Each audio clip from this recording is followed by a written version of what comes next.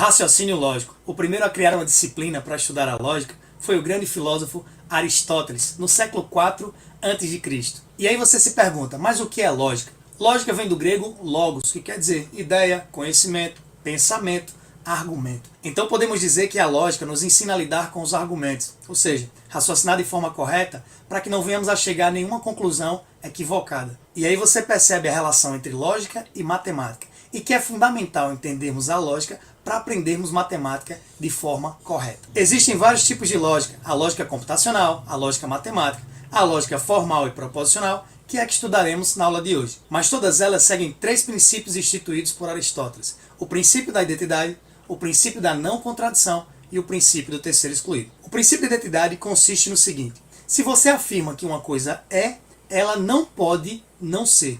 Como assim, professor? Se você diz que algo é A, esse A só pode ser A, ele não pode ser B. A é A e B é B. Esse é o princípio de identidade. O segundo princípio é o princípio da não contradição. É muito parecido com o primeiro. Vejam bem, quando você diz que algo é, ele não pode ser e não ser simultaneamente. Como assim? Bom, se você diz que algo é A, ele não pode ser A e B ao mesmo tempo. Um argumento não pode ser verdadeiro e falso simultaneamente. Ou ele é verdadeiro ou ele é falso. Princípio da não contradição. O terceiro princípio é o princípio do terceiro excluído. Quer dizer que não existe uma terceira opção. Ou uma coisa é ou ela não é. Quer dizer que ou é verdadeiro ou é falso. Não existe uma terceira opção. E aí nós vimos os três princípios que regem a lógica: o princípio da identidade, o princípio da não contradição e o princípio do terceiro excluído. E agora vamos praticar esses princípios em uma parte da lógica formal conhecida como silogismos. Professor, o que é um silogismo? Silogismos são duas premissas que vão lhe levar a uma conclusão. Vamos começar por um silogismo bem famoso aí. Premissa 1. Todo homem é mortal. Premissa 2. Sócrates é homem. Peraí, se todo homem é mortal e se Sócrates é homem, logo Sócrates também é mortal. Silogismo verdadeiro. Vamos ver outro exemplo. Premissa 1. Toda ave voa. Premissa 2. A galinha é uma ave. Conclusão. Se toda ave voa e se a galinha é uma ave, logo a galinha voa. Mas nós sabemos que a galinha não voa. Então nós vemos aí um silogismo, apesar de coerente na sua estrutura, possui uma conclusão falsa. Agora vamos à lógica proposicional. O primeiro conceito que você precisa dominar é o conceito de proposição. Vejam só, proposição é diferente de preposição. Preposição é aquela palavra lá do português que conecta os elementos de uma frase, né? O a, ante, até, após, com, contra, de, desde, em, entre, para, perante, por, sem, sob, traz. Então essas são as preposições, mas nós vamos falar de preposição. Estamos falando de proposição. Professor, e o que é uma proposição? Proposição é uma sentença, uma afirmação que você pode julgar como sendo verdadeira ou falsa. E não pode ser verdadeira e falsa simultaneamente. Então não esqueçam disso, meus queridos. Para ser uma proposição, você tem que ser capaz de julgá-la como sendo verdadeira ou falsa. Se você não conseguir julgar uma preposição como sendo verdadeira ou falsa, ela não é uma proposição. Vamos ver agora alguns exemplos. Primeira proposição. Alagoas fica no Nordeste. É verdade que Alagoas fica no Nordeste? Sim. Então o valor lógico dessa proposição é o valor verdadeiro. Segundo exemplo. Pedro gosta de frutas. Peraí. Isso aí é uma interrogação. Pedro gosta de frutas? Você pode julgar uma pergunta como sendo verdadeira ou falsa?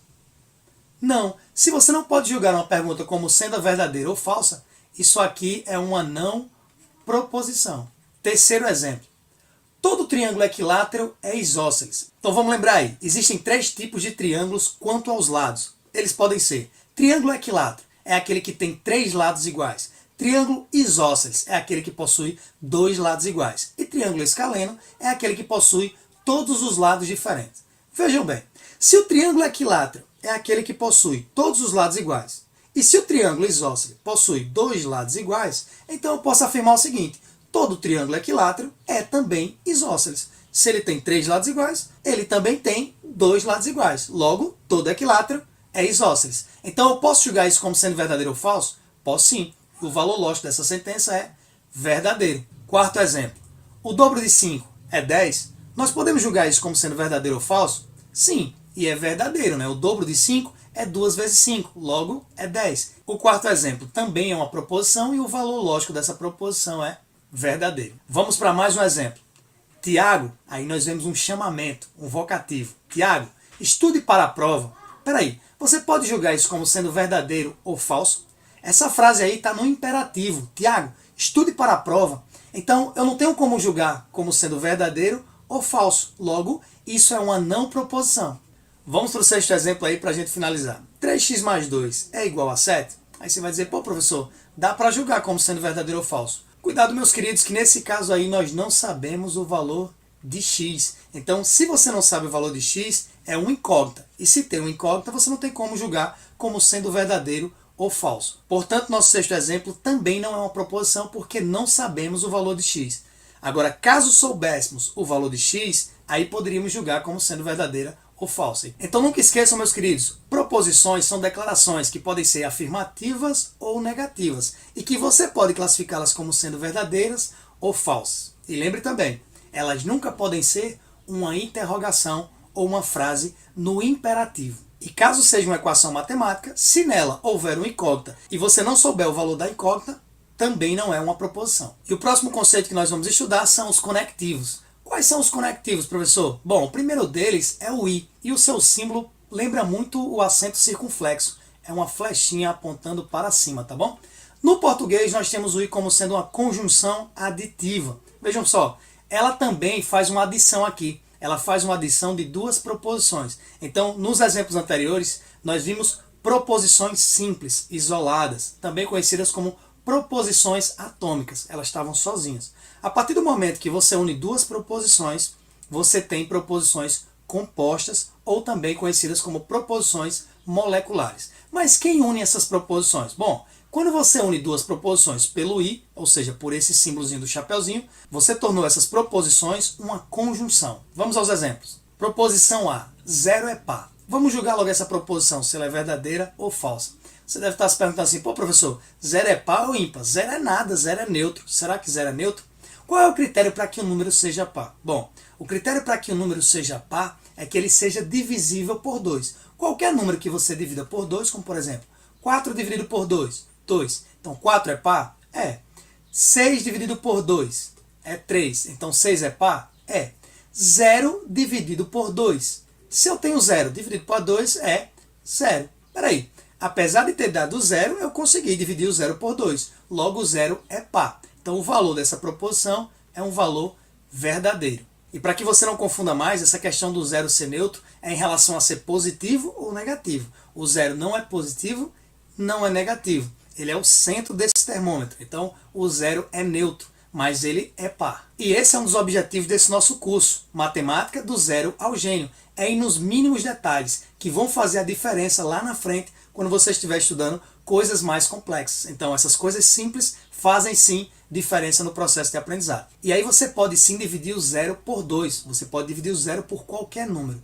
Mas será que eu posso dividir qualquer número por 0? Por exemplo, se eu dividisse aqui 4 por 0, daria quanto? Alguém pode me dizer, professor, 4 por 0 dá 4. Ou alguém poderia me dizer assim, 4 dividido por 0, professor, dá 0. Sabemos que abaixo de todo número existe uma unidade. Ou seja, todo número inteiro é também racional. Já existem aulas aqui no canal sobre conjuntos numéricos. Então você pode verificar isso aí, o que são os números inteiros e números racionais. Mas não se preocupe, nessa playlist nós também vamos gravar aulas sobre conjuntos numéricos, tá bom? Só estou adiantando, todo número inteiro também é racional. Ou seja, embaixo de todo número, mesmo que você não escreva, existe um. Eu sempre gosto de dizer assim, é a trindade dos números. Se você tiver um número x, mesmo que você não escreva, em cima dele tem 1, do lado dele tem 1 e abaixo dele também tem 1, você escrevendo ou não. Porque o 1 acaba sendo neutro. Veja bem, x elevado a 1 dá x. X vezes 1 também dá x. E x dividido por 1 dá x. Essa é a trindade que existe independente de você escrever ou não. 4 vezes 1, 4. 0 vezes 4 é 0. Peraí, 4 é igual a 0? Não, eles são diferentes. Portanto, dividir por 0, isso aqui não existe. Aqui também, perceba. 4 vezes 1, 4. 0 vezes 0, 0. Peraí, 4 é diferente de 0. Isso aqui também não existe. E aí nós já adiantamos aqui também um quantificador lógico, que é o existe, tá bom? Então o existe é um quantificador lógico. Se eu passar o traço no existe, ele vira um não existe. Então, vistas essas peculiaridades sobre o zero, vamos ver a segunda proposição. E aí, meus queridos, vão se acostumando, porque no matemática do zero ao gênio, nós vamos nos mínimos detalhes, tá bom? Então nós descobrimos com essa proposição aí que o zero é par, que o zero é neutro e que o zero pode ser dividido por qualquer número, mas o zero não divide ninguém. Então vamos ver agora a proposição B. A proposição B diz o seguinte: 3 é ímpar. Peraí, professor. Se todo número par é aquele que é divisível por 2, número ímpar é aquele que não é divisível por 2. 3 dividido por 2. 3 dividido por 2 dá 1,5. Ó, professor, consegui dividir. Calma aí.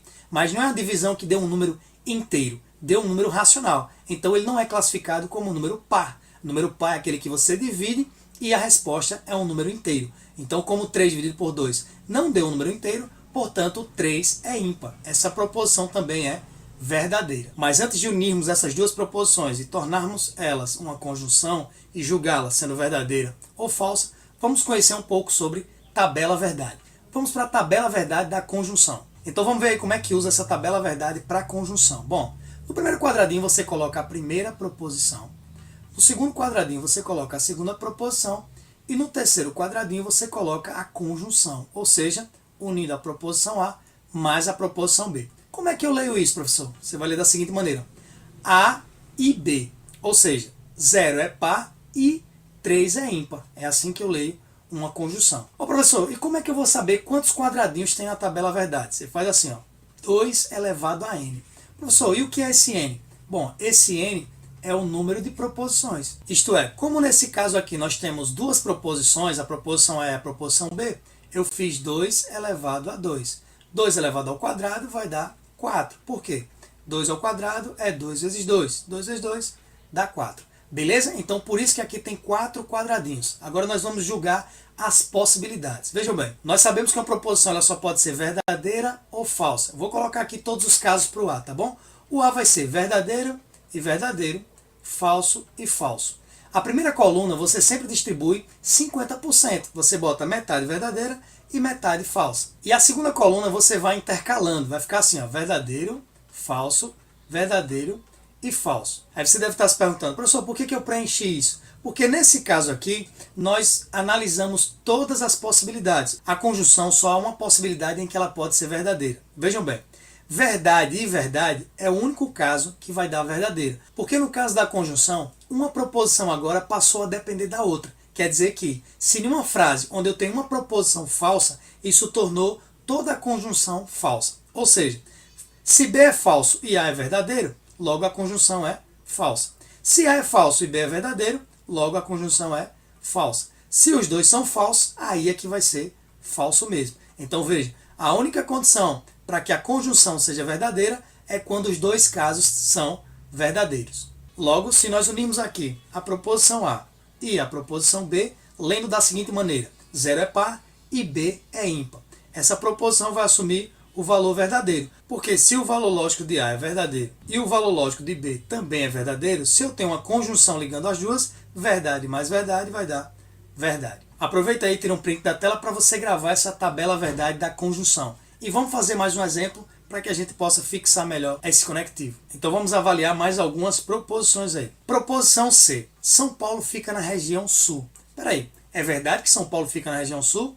Não. São Paulo fica localizado na região sudeste, junto com Minas Gerais, Rio de Janeiro e Espírito Santo. Logo a proposição C é uma proposição falsa. Vamos para mais uma proposição. Paraná fica na região sul. Peraí, Paraná fica na região sul? Fica. Paraná, Santa Catarina e Rio Grande do Sul são os estados da região sul. Então, Paraná está na região sul, isso é verdadeiro. O que a gente aprendeu com a conjunção? Nós aprendemos o seguinte, que na conjunção só tem um caso dela ser verdadeira.